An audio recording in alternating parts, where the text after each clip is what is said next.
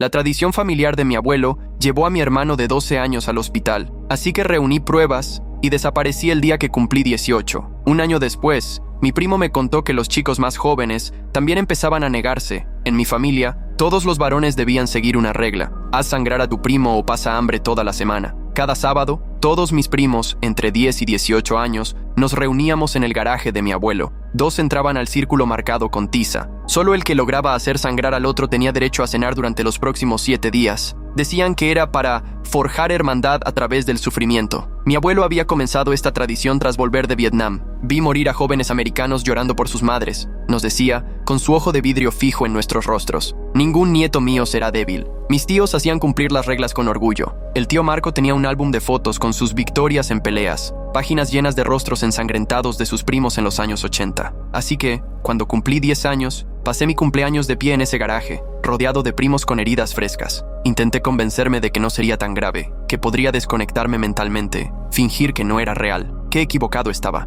No era solo hacer sangrar, había que pelear hasta que la sangre cayera al suelo de concreto. Y no se ofrecía atención médica hasta que el vencedor terminara de cenar. Los ganadores comían como reyes. Los perdedores, sentados frente a ellos, veían en silencio. Hermanos peleaban entre sí. Los padres apostaban. La primera pelea siempre es especial, anunció el tío Tony empujándome al círculo. Mi oponente era mi primo Luis, también de 10 años, también aterrado. Los hombres formaron una muralla humana a nuestro alrededor. Coreando la sangre crea hermandad. Luis y yo girábamos en círculo, sin atrevernos a lanzar el primer golpe. ¡Golpéalo!, gritó mi padre. Así que lo hice, hasta que su nariz crujió y las gotas rojas salpicaron el suelo. Esa noche, yo comí pollo con arroz. Luis se sentó frente a mí con el plato vacío y una toalla apretada contra la cara. Los meses que siguieron nos rompieron por dentro. Mi hermano Anthony, de 12 años, casi pierde un ojo peleando contra nuestro primo David. Roberto, que solía ser un niño dulce, aprendió a pelear sucio. Metía los dedos en los ojos, mordía orejas. «Hay que comer», decía, escupiendo sangre. Para mi 15ª pelea, solo había ganado 7 veces. No era suficiente para evitar el hambre, pero sí para conocer esa enfermiza satisfacción de ver a otros quedarse sin comida. Odiaba en lo que me estaba convirtiendo. Y como nuestra comunidad era tan pequeña, más de la mitad de los profesores de la escuela eran familiares lejanos. Así que se aseguraban de que nadie hiciera preguntas. Sabía que si no encontraba una salida, mi vida se arruinaría. Pero una parte de mí deseaba que el problema desapareciera solo. Y un día, casi por arte de magia, eso pasó. Estábamos preparando la obra de teatro de primavera cuando la profesora de drama nos mostró unas bolsitas de sangre falsa, pequeños sobres que explotaban al impacto, creando un efecto muy realista. Ahí tuve mi momento de inspiración. Empecé a llevarme un par cada día para probar mi idea. Cuando llegó el sábado, escondí una en mi mano antes de entrar al círculo. Cuando mi primo Marco me agarró del cuello, me golpeé la nariz con la bolsita hasta que la sangre falsa comenzó a chorrear. ¡Sangre en el suelo!, gritó el tío Tony. Marco ganó. Yo pasé hambre. Y por primera vez no me molestó. Me enfoqué en conseguir más bolsitas. Enseñé la técnica a mis primos más pequeños,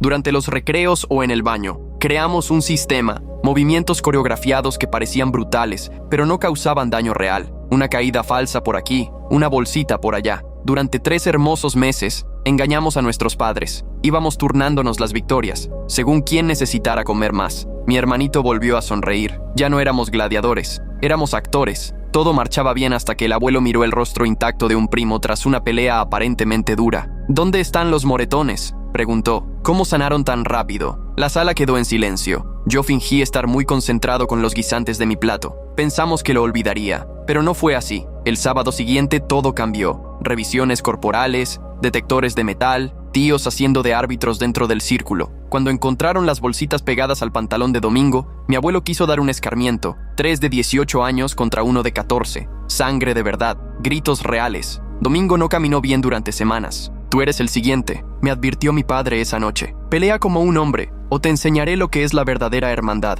No dije nada, solo saqué el celular. Llevo 8 meses grabando estas peleas. Cada golpe, cada ayuno forzado, todo está guardado en la nube. Y los servicios sociales y la policía ya tienen acceso. Todo lo que dije era mentira, pero no importaba. Solo quería que la violencia se detuviera, de una vez por todas. «Ya no vamos a sangrar por ustedes», anunció Luis. Vincent ya estaba llamando. «Policía, necesitamos ayuda en 1847 Oakwood Drive. Maltrato infantil en curso». El garaje estalló en caos. El abuelo temblaba al intentar quitarle el celular a Vincent, pero él retrocedió hacia la puerta. Las sirenas a lo lejos congelaron a todos. «Estás mintiendo, chico», dijo el abuelo, con su ojo de vidrio fijo en mí, mientras el otro miraba hacia las ventanas. Intentó calmar a todos, pero el miedo ya se notaba en su rostro desgastado. Mi padre se lanzó hacia mí, pero Luis y Vincent se interpusieron. Luis aún tenía sangre seca bajo las uñas de nuestra pelea falsa. «Esto termina hoy, tío», dijo con voz firme. A pesar de todo, me obligué a mantener la mentira. «Revisen sus teléfonos. A medianoche, todo se publica. 8 meses de pruebas». El corazón me latía con fuerza, pero levanté la cabeza, mirando fijo a mi abuelo.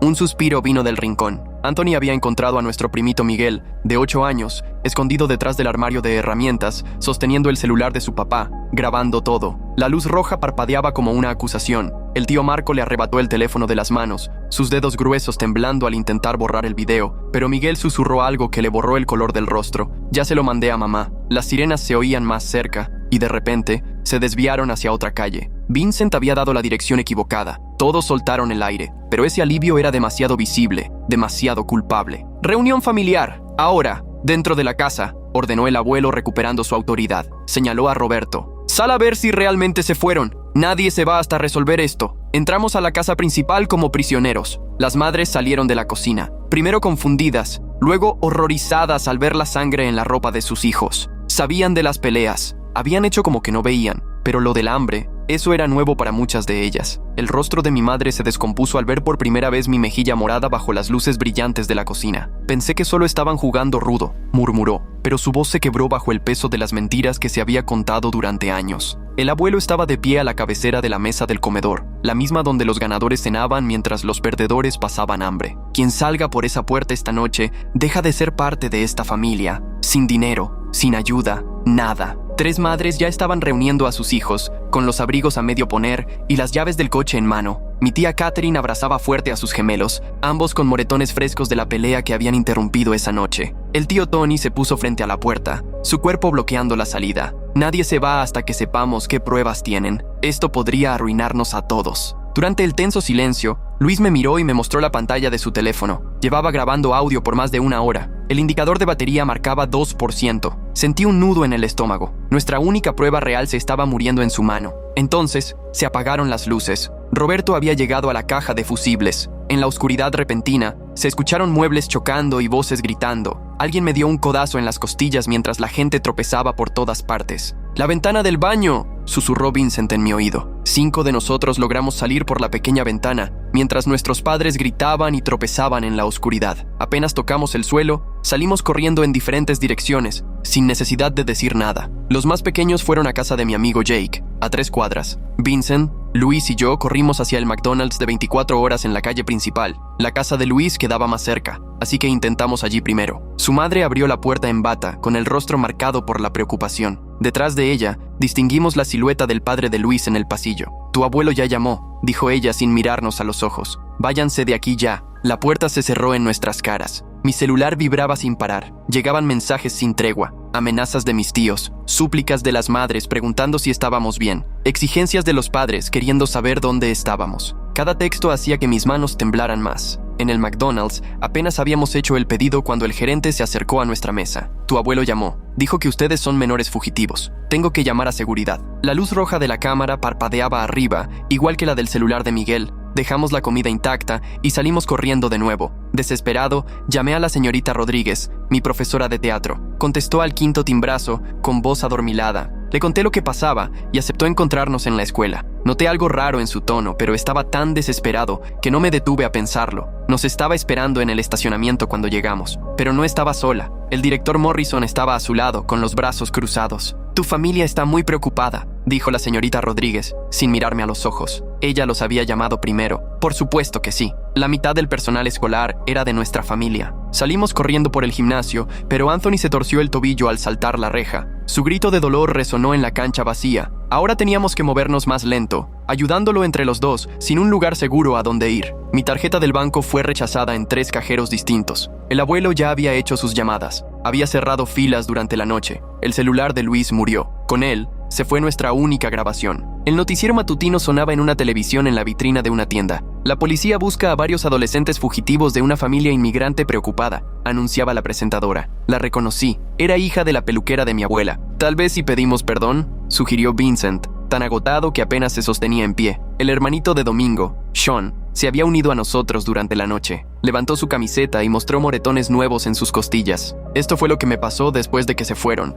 dijo. Papá me dio una lección sobre lealtad familiar. Tomé una decisión. Iría solo a la policía. Los demás debían esconderse. La estación de policía olía a café recalentado y desilusión. Apenas empecé a hablar, vi al tío Marco al otro lado del vidrio, reportándome como desaparecido en el mostrador contiguo. La oficial que me atendía alternaba la mirada entre él y yo, confundida. Levantó un dedo para que esperara y luego me hizo pasar a una pequeña sala de entrevistas que apestaba a cigarrillo y limpiador. Pasaron 20 minutos antes de que entrara el detective Chen, con 2 cafés y una libreta. Dejó una taza frente a mí y se sentó en la silla de metal al otro lado de la mesa. Su anillo de casado tintineó sobre el metal al abrir el cuaderno. Tu tío dice que estás teniendo algunos problemas en casa. Empezó con tono neutral. ¿Quieres contarme tu versión? Tomé la taza entre las manos, buscando valor. Las palabras salieron atropelladas. El garaje, las peleas, la sangre, el hambre. El bolígrafo del detective se movía por la página, pero su expresión se volvía más escéptica con cada frase. Cuando terminé, dejó el bolígrafo y se recostó hacia atrás. ¿Entonces me estás diciendo que tu abuelo los hace pelear como en un club de boxeo? No es boxeo, corregí, sintiendo la frustración subir. Es pelear hasta que alguien sangra. Y si pierdes, no comes. Se frotó la sien y llamó a su compañero, el oficial Petrosian, cuyo gafete brillaba bajo la luz fluorescente. En cuanto Petrosian escuchó mi historia, su rostro se endureció con esa expresión que ya conocía demasiado bien. «Escucha, chico», dijo cruzando los brazos. «Estas familias de antes tienen sus costumbres. Mi propio abuelo nos hacía luchar. Eso no es abuso, es tradición. No puedes llamarlo abuso solo porque no te gusta». Mis protestas no sirvieron de nada. En menos de una hora, me entregaron a la custodia del tío Marco. El abuelo presidía el VFW local y había prestado dinero a medio pueblo. Conseguir favores era fácil. El camino de regreso se hizo eterno. Los nudillos del tío Marco blancos en el volante mientras me prometía que el abuelo sería misericordioso si me retractaba. Pasamos frente a la casa de Luis. El auto de su familia ya no estaba. La entrada, vacía. De vuelta en casa, el abuelo se había transformado en el patriarca preocupado. Sentado en su sillón de cuero rodeado por mis tíos y tías, interpretaba a la perfección al anciano angustiado. «Los chicos pelean», decía moviendo la cabeza con tristeza. «Es algo natural. Este tiene mucha imaginación. Pasa demasiado tiempo con esa gente del teatro». A la mañana siguiente, llegó una trabajadora social, una mujer cansada llamada señora Patel. Me entrevistó con toda la familia presente. El abuelo se sentó a mi lado, su mano pesada sobre mi hombro. Mis padres me flanqueaban en ambos lados. Cada pregunta que hacía estaba filtrada por el peso de su presencia. «¿Alguien te ha hecho daño alguna vez?», preguntó, el bolígrafo en alto sobre la carpeta. Los dedos del abuelo apretaron sutilmente mi hombro. El pie de mi madre tocó el mío bajo la mesa. Una vez, 2 veces. ¿Una advertencia? No, me escuché decir. Solo cosas normales de familia. La señora Patel se marchó prometiendo hacer seguimiento, pero todos sabíamos que no volvería. Servicios Sociales había cerrado 200 casos ese mes. El nuestro era solo una estadística más. El sistema estaba saturado, y nosotros parecíamos una familia unida lidiando con un adolescente rebelde. Esa noche no pude dormir, planeando cómo armar el álbum de fotos. La colección de trofeos del tío Marco aún debía estar en algún lugar. Mientras todos dormían, me escabullí al estudio del abuelo y tomé sus llaves del gancho junto a la puerta. Me temblaban las manos, igual que a él aquella noche en el garaje. El estudio olía a tabaco de pipa y cuero viejo. Busqué meticulosamente, revisando cajones, estantes, el armario.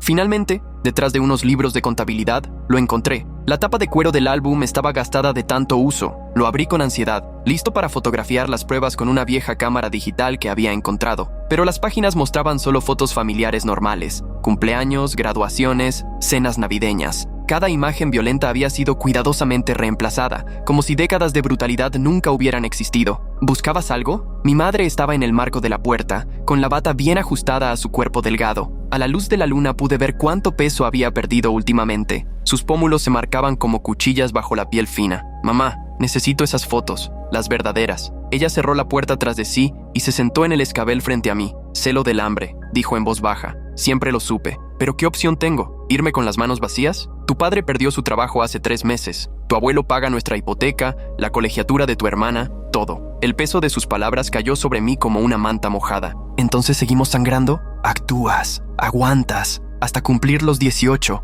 dijo sin mirarme. «Y después te vas. Eso es lo que hacen los que sobreviven». El sábado se acercaba con la inevitabilidad de un funeral. El abuelo anunció una pelea de exhibición especial para mi regreso, prometiendo que la familia vería cómo me educaba adecuadamente. Durante la semana, los primos que se habían escapado comenzaron a regresar, uno a uno, todos con historias parecidas. Sin dinero, sin a dónde ir, padres que eligieron seguridad económica por encima de la seguridad de sus propios hijos. Vincent volvió con el brazo en cabestrillo, alegando un accidente en patineta. Luis regresó en silencio. Su grabadora había desaparecido misteriosamente. Incluso el valiente Sean estaba de vuelta, caminando con cuidado para no empeorar las costillas lastimadas. El viernes por la noche, el abuelo entró a mi habitación. Se sentó en la silla de mi escritorio, luciendo más viejo que nunca, pero no menos intimidante. «Tu padre también intentó esto a tu edad», comentó, como si habláramos de cualquier cosa. «Pensó que podía cambiar las cosas. Míralo ahora. Depende de mí para todo». Desde el pasillo vi a mi padre asomarse. Tenía los hombros caídos, derrotado. «Te ofrezco un trato», continuó el abuelo. «Pelea una vez más, como corresponde. Demuéstrale a la familia que entiendes tu lugar, y después puedes parar. Incluso pagaré la universidad. Pero esta rebeldía termina mañana». Su voz se endureció. «O mira lo que le pasará a Vincent, y será tu culpa». El sábado llegó con nubes oscuras en el cielo. Me encerraron en mi cuarto mientras preparaban la pelea, pero podía oírlo todo a través del suelo. Los pasos raspando el concreto, las voces de los hombres apostando, las risas nerviosas de los chicos tratando de parecer valientes. Y entonces comenzaron los gritos de Vincent, diferentes. No eran los sonidos típicos de una pelea, eran gritos de dolor puro. Me lancé contra la puerta, embistiéndola con el hombro hasta que la manija se rompió. Corrí escaleras abajo y vi sangre escurriéndose por debajo de la puerta del garaje. Adentro, el caos. Vincent yacía inconsciente en el suelo de concreto, con una herida en la cabeza sangrando abundantemente. Los adultos estaban paralizados. De verdad estaban en shock. El abuelo había llevado la pelea demasiado lejos. Quiso usar a Vincent como ejemplo. Mi madre fue la primera en romper. ¡Basta!, gritó, empujando al tío Tony. «¡Llamen a emergencias ya! ¡Esto termina esta noche!». La sala se dividió al instante. Algunas esposas corrieron a ayudar a Vincent. Otras intentaron callar a mi madre. La tía Catherine ya estaba marcando, con lágrimas bajándole por las mejillas. La ambulancia llegó en minutos. Los paramédicos subieron a Vincent a la camilla. El abuelo les habló de un accidente con patineta, su voz tranquila, convincente. Pero la técnica, una mujer joven con ojos atentos, notó las inconsistencias en las heridas. Tomó apuntes en su tableta, cruzando miradas con su compañero. 40 minutos más tarde, después de las sirenas y el trayecto frenético al hospital, logré acercarme a una enfermera llamada Patricia y le conté todo. Me escuchó con atención, anotando cada palabra, pero su expresión se volvió más compasiva que esperanzada. «Sin cooperación de la víctima, es solo palabra contra palabra», explicó en voz baja. «Si Vincent confirma la historia de tu abuelo», y lo hizo. Cuando Vincent despertó, con sus padres a su lado, miró al doctor directamente y dijo que se había caído de la patineta, pero me apretó la mano cuando nadie miraba.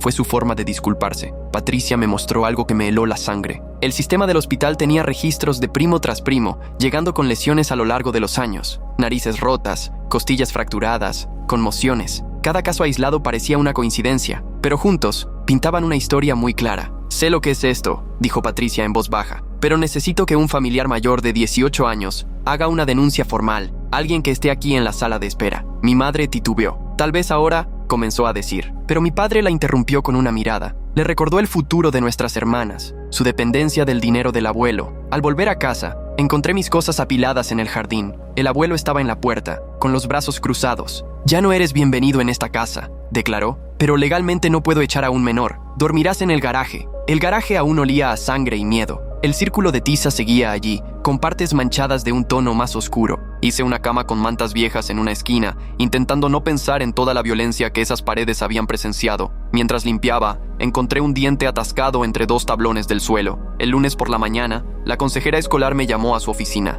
La señora Vance estaba detrás de su escritorio, con las manos entrelazadas y una expresión de preocupación. «Tu abuelo llamó», dijo. «Está preocupado por tu salud mental. Estas acusaciones que estás haciendo». Las sesiones de terapia obligatoria comenzaron ese mismo día. La consulta del Dr. Brennan estaba elegantemente decorada, con muebles de cuero y madera oscura. Escuchó mi historia con interés profesional, tomando notas que yo sabía que lo pintaban todo a mi favor, o eso creía. «Tu abuelo está pagando por estas sesiones», reveló en nuestra tercera cita. «Quiere lo mejor para ti. A veces el trauma nos hace confundir recuerdos, crear historias falsas». Fue entonces cuando lo entendí. Cada palabra que decía era registrada como prueba de que yo estaba desequilibrado. El abuelo estaba construyendo un caso para hacerme parecer inestable, para que nadie creyera en mí. El sábado siguiente, intenté grabar las peleas desde las vigas del techo del garaje. Roberto me descubrió. Aplastó mi celular bajo su bota mientras los otros primos observaban. Ninguno ayudó. Ya sabían cuál era el precio de desobedecer. Y ahora lo sabía yo también. Comencé a escribir todo a mano en un cuaderno. Documentaba las lesiones, los participantes,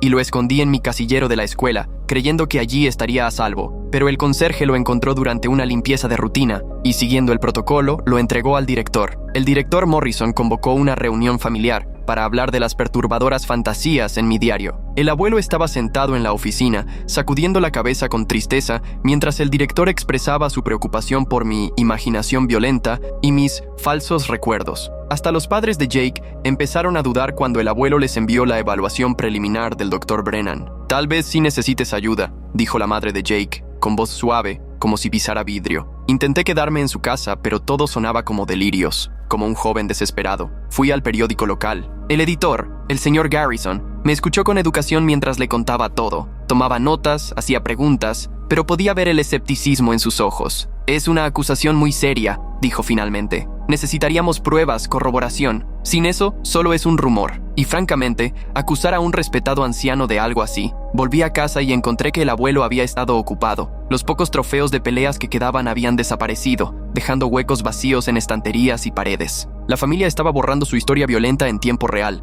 eliminando cada rastro de evidencia. Luis me encontró esa noche, mientras yo estaba solo en el garaje. Tenía el rostro cansado, derrotado. «Nunca grabé nada», admitió. «Mentí para respaldar tu amenaza. Pensé que funcionaría, que pararían. Lo siento». La verdad se volvió clara como el agua. El objetivo del abuelo no era solo fomentar peleas, era el control, dominación total, hasta que los chicos cumplieran 18 y se fueran por voluntad propia, demasiado rotos como para desafiar la jerarquía familiar. Me faltaban 2 años para llegar a esa edad, 2 años que tenía que sobrevivir. Comencé a documentarlo todo en lugares ocultos. Usaba las computadoras de la biblioteca para escribir los informes. Guardaba notas en un casillero de la terminal de autobuses. Cada fragmento de evidencia escondido donde mi familia no pudiera alcanzarlo. Para no levantar sospechas ni recibir castigos peores, me vi obligado a asistir a las peleas como observador. Me sentaba en una cubeta volcada en una esquina, viendo cómo mis primos se golpeaban entre sí mientras tomaba notas mentales. Los chicos más jóvenes comenzaron a evitarme. La propaganda del abuelo ya estaba echando raíces en sus mentes frescas. Tuve una pequeña victoria cuando convencí a 2 madres de apuntar a sus hijos a clases de piano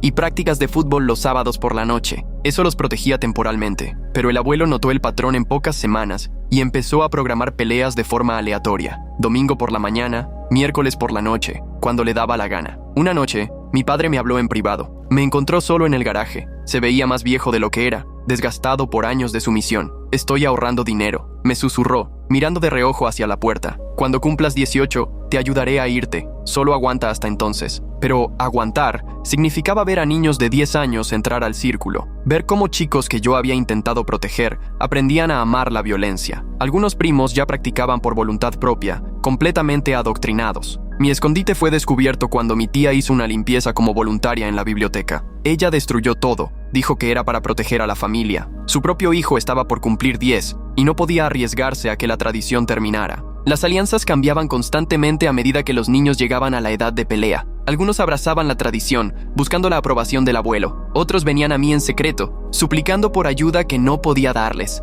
Roberto sorprendió a todos cuando venció al peleador más fuerte de nuestra generación. Una noche me apartó, con el rostro cansado y lleno de cicatrices. «Estoy cansado de hacerle daño a mis primos», me confesó, «pero estoy demasiado metido para salir ahora». Juntos, creamos un nuevo archivo secreto de pruebas, usando sus conocimientos desde dentro. Lo escondimos en un edificio abandonado cerca de las vías del tren, un lugar donde a veces dormía para evitar la atmósfera opresiva del garaje. 3 madres comenzaron a organizar cenas familiares los sábados por la noche, dándoles a sus hijos una excusa para no ir a las peleas. El abuelo contraatacó trasladando las peleas a domingos por la mañana. La tradición se adaptaba, mutaba, para seguir controlando. Lo que más dolía era ver la transformación. Chicos que antes jugaban juntos, ahora practicaban golpes como si fuera un deporte. Muchos ya estaban completamente convencidos del discurso del abuelo: fuerza, hermandad, hacerse hombres. Entonces llegó un giro inesperado. Miguel, el niño de 8 años que había grabado aquella primera noche, había seguido grabando en secreto. Me mostró un video claro del abuelo golpeando a Domingo durante una demostración.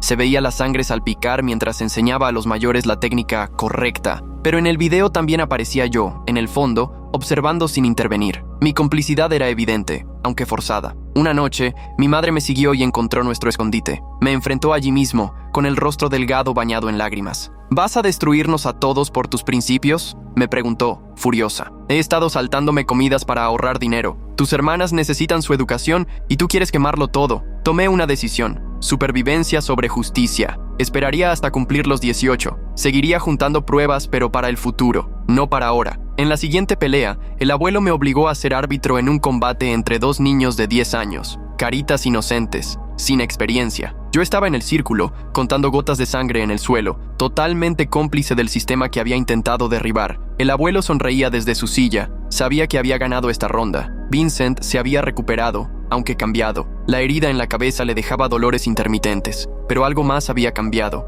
Una noche me tomó del brazo y me dijo en voz baja: «Estoy grabando todo ahora, de verdad, para cuando seamos mayores, para cuando podamos hacer algo». Una red comenzó a formarse en silencio, primos documentando en secreto, planeando un ajuste de cuentas. La resistencia se volvió clandestina, más cautelosa, pero no vencida. Cuando se acercaba mi cumpleaños número 18, el abuelo hizo un anuncio durante la cena que me heló la sangre. «Nuestro hijo pródigo tendrá una última lección», dijo, levantando la copa. «Pelea ese día. Podrá irse con mi bendición o quedarse con mi respeto». Las implicaciones eran claras. Una última humillación, una última fractura, y luego podría irme, si es que podía caminar. Los primos murmuraban sobre quién sería mi oponente. Algunos pensaban en Roberto, a pesar de nuestra alianza. Otros sospechaban que el abuelo traería a alguien de otra rama de la familia, alguien sin historia compartida, pero yo lo sabía mejor. Conocía al abuelo, sabía cómo convertía la lealtad en arma. Sería Luis, mi primer oponente. Sería el último. El círculo se cerraba. Crueldad poética. Y Luis, ahora completamente adoctrinado, pelearía de verdad para hacerme daño. El chico que alguna vez estuvo a mi lado contra nuestros padres se había convertido en el soldado perfecto del abuelo. Las pruebas que habíamos reunido estaban repartidas por toda la ciudad. Archivos digitales en computadoras de la biblioteca, documentos físicos en casilleros de la terminal de autobuses, videos en celulares viejos escondidos en edificios abandonados. Un archivo disperso de violencia, esperando el momento adecuado. Pero ese momento se sentía lejano, casi inalcanzable, mientras yo permanecía en el garaje, escuchando otra pelea a través de las paredes. El sonido húmedo de los golpes, los gritos de hombres reviviendo su juventud violenta, el silencio de madres que habían elegido la estabilidad económica por encima de la seguridad de sus hijos. Faltaban 2 meses para mi cumpleaños, 2 meses más de observar, documentar, sobrevivir. 2 meses más de complicidad con el sistema que intentaba destruir. El círculo de tiza seguía allí, paciente y hambriento, esperando su última ofrenda. El domingo por la mañana llegó con el nuevo calendario del abuelo. Desde la puerta del garaje, observé cómo las madres apuraban a sus hijos con excusas sobre compromisos en la iglesia. 3 familias lograron evitar la pelea matutina, pero los ojos del abuelo siguieron cada ausencia con frialdad calculadora. Roberto me acorraló detrás del cobertizo. Sus nudillos estaban abiertos de tanto demostrar técnicas a los más pequeños. «Tu cumpleaños es en 6 semanas», me dijo mirando por encima del hombro. «Luis está entrenando el doble. El abuelo lo entrena en persona». La semana siguiente, el abuelo instituyó inspecciones sorpresa.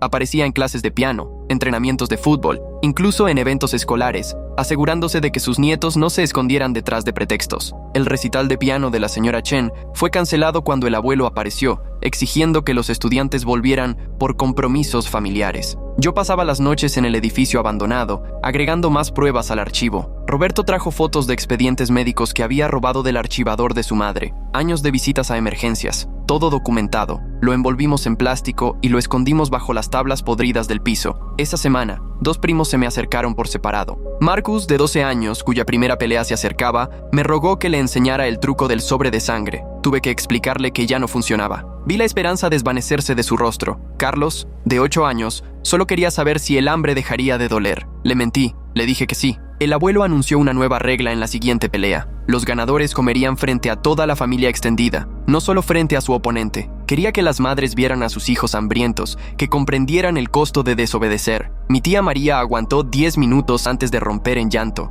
Empujó su plato hacia su hijo derrotado. El abuelo la castigó prohibiéndole asistir a las siguientes 3 cenas. Las jaquecas de Vincent empeoraron durante una pelea especialmente brutal entre 2 adolescentes. Se desplomó en el garaje, sujetándose la cabeza. El médico de la familia, amigo del golf del abuelo, recetó analgésicos y sugirió menos estrés. Nadie mencionó la causa evidente. Descubrí que el abuelo visitaba semanalmente a la consejera de la escuela, dándole actualizaciones sobre mi supuesto estado mental. La señora Vance ya no me miraba con preocupación, sino con lástima. Estaba convencida de que yo sufría alucinaciones. Mis profesores recibieron copias de los informes del doctor Brennan, donde se me describía como un joven problemático con fantasías violentas. El punto de quiebre de Roberto llegó 3 semanas antes de mi cumpleaños. Obligado a pelear contra su hermano menor, se negó a dar el golpe final. Ambos pasaron hambre. Esa noche, Roberto hizo su mochila y desapareció. Sus padres reportaron su desaparición a la policía, pero yo sabía que había llegado a casa de la familia de su novia, en Nevada. Un aliado menos, pero me alegraba que hubiera escapado.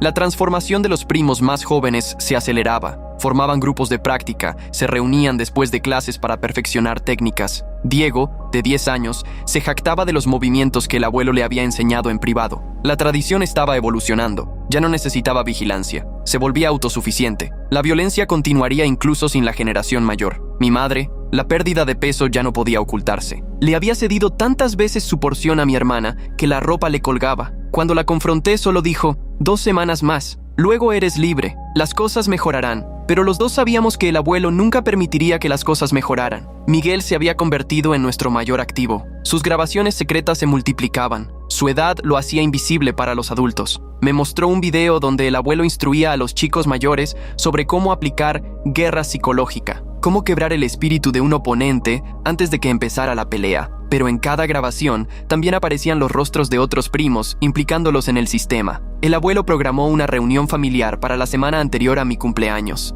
Vendrían primos de otros estados, incluso algunos que ya habían superado la edad de las peleas. El verdadero motivo era claro: tener testigos de mi humillación final. Quería que cada rama de la familia viera cómo me rompía. Intenté una última vez con las autoridades. Fui a otra comisaría. Me atendió la detective Williams, una mujer de mirada amable. Escuchó toda mi historia, tomó notas, hizo preguntas. Parecía creerme, pero luego llamó para verificar mi expediente y encontró los informes del Dr. Brennan. La entrevista terminó con folletos sobre salud mental. Vincent ideó una nueva estrategia. Durante las peleas, se posicionaba para interferir por accidente cuando las cosas se salían de control. Un paso en falso aquí, una botella volcada allá, pequeñas interrupciones que evitaban lesiones graves. El abuelo lo notó, pero no podía probar que era intencional. 3 semanas antes de mi cumpleaños, Luis comenzó su preparación final. Lo vi entrenar en el garaje, golpeando el saco de boxeo que el abuelo había instalado. Su técnica era impecable, brutal. El niño asustado de 10 años con el que peleé por primera vez ya no existía. Lo había reemplazado un creyente absoluto. Una vez me sorprendió observándolo. Solo asintió, como un verdugo reconociendo a su condenado. El plan de ahorro de mi padre se estancó. El abuelo, más desconfiado que nunca, endureció el control financiero. Los extractos bancarios llegaban a su casa. Cualquier retiro inusual era cuestionado. Mi padre logró esconder $300 en efectivo. No era ni remotamente suficiente para escapar. La reunión familiar llegó con primos que no veía hacía años. Hombres de 20 y 30 años, con cicatrices antiguas. Compartían historias de sus años de gloria, comparaban técnicas, se reían del hambre. Ninguno habló en contra de la tradición. Habían sido quebrados y reconstruidos a imagen del abuelo. El abuelo hizo un espectáculo al anunciar mi pelea de cumpleaños frente a 40 parientes. Nuestro hijo pródigo recibirá su lección final, proclamó durante la cena. Peleará al atardecer, cuando los verdaderos guerreros se prueban. Luis estaba a su lado, ya con su ropa de pelea. El mensaje era claro: esto ya no era tradición, era castigo, era destrucción total de la rebeldía. Esa noche, me reuní con Vincent y los pocos primos que aún resistían en silencio. Teníamos pruebas, pero ninguna forma de usarlas sin destruir por completo la estabilidad económica de la familia. Los videos de Miguel, las fotos de Roberto, mis registros, todo inútil frente al control financiero del abuelo. Estábamos atrapados entre la justicia y la supervivencia. Mi cumpleaños número 18 amaneció gris y húmedo. La familia extendida llenaba la casa, con una emoción palpable en el aire. Tíos que se habían mudado lejos regresaron solo para presenciar el espectáculo. Primos grababan todo con sus celulares, creando su propia documentación de la continuación de la tradición. El garaje había sido decorado con pancartas que decían «Fuerza a través del esfuerzo» y «La hermandad nos une». Alguien había repintado el círculo de tiza, haciéndolo más grande para acomodar la violencia esperada. Sillas plegables bordeaban las paredes para los espectadores. Esto no era solo una pelea, era una ceremonia. Luis calentaba en una esquina, completamente concentrado. El abuelo le había regalado guantes nuevos, más livianos, diseñados para cortar con mayor facilidad. Cada detalle había sido planificado para garantizar el mayor daño posible. El tío Tony probaba la puerta del garaje, asegurándose de que pudiera cerrarse con llave. Esta vez, no habría escapatoria. Hice una última revisión del archivo de pruebas en el edificio abandonado. Todo seguía oculto, esperando algún día. Tal vez cuando los primos más jóvenes crecieran. Tal vez cuando el control del abuelo se debilitara con la edad. O tal vez se pudriría allí para siempre, como un monumento a una resistencia fallida. La familia extendida se reunió al acercarse el atardecer. Las madres abrazaban a sus hijos más pequeños, susurrándoles explicaciones sobre la tradición familiar. Los hombres formaron su círculo habitual, pero esta vez eran 3 filas de profundidad. El abuelo se sentó en una silla especial, elevada para ver por encima de todos. Su ojo de vidrio brillaba con la luz del techo mientras sonreía. «Esta noche recordamos lo que les ocurre a quienes desafían a la familia», anunció el abuelo. Su voz tenía la autoridad de quien nunca ha sido cuestionado. «Luis ha entrenado duro, entiende el honor, enseñará una lección necesaria». Cerraron la puerta del garaje por dentro. Nadie saldría hasta que la sangre tocara el concreto. Me paré dentro del círculo, sintiendo el peso de las expectativas de 40 familiares. Luis entró por el lado opuesto, músculos tensos, listo para destruir lo que quedaba de nuestra amistad infantil. La pelea comenzó sin ceremonia. Luis atacó de inmediato, combinaciones que el abuelo le había repetido durante semanas. Esquivé, bloqueé, me negué a devolver los golpes. La multitud se impacientó. Alguien gritó, ¡sangre!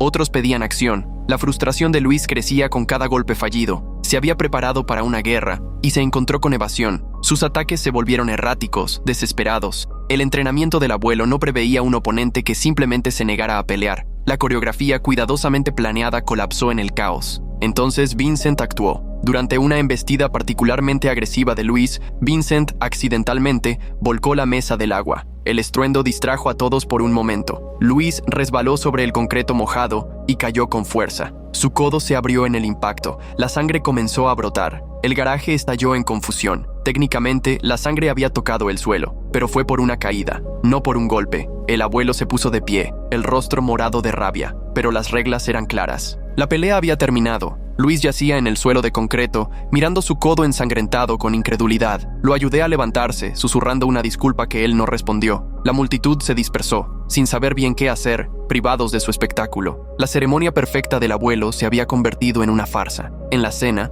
yo comí mientras Luis se sentaba con el plato vacío, su brazo vendado. La ironía no pasó desapercibida. El guerrero elegido del abuelo, derrotado por un simple tropiezo. La comida transcurrió en un silencio tenso. La tradición había sido cumplida, pero de alguna forma también rota. Esa noche, el abuelo me llamó a su estudio. Estaba sentado detrás de su escritorio, y por primera vez se le notaban cada uno de sus 78 años. Sus manos temblaban, no por edad, para ocultar el miedo. «Ganaste sin ganar», dijo finalmente. «Vete, no te lleves nada, y no vuelvas jamás». Me fui con la ropa que tenía puesta y los $300 que mi padre logró esconder.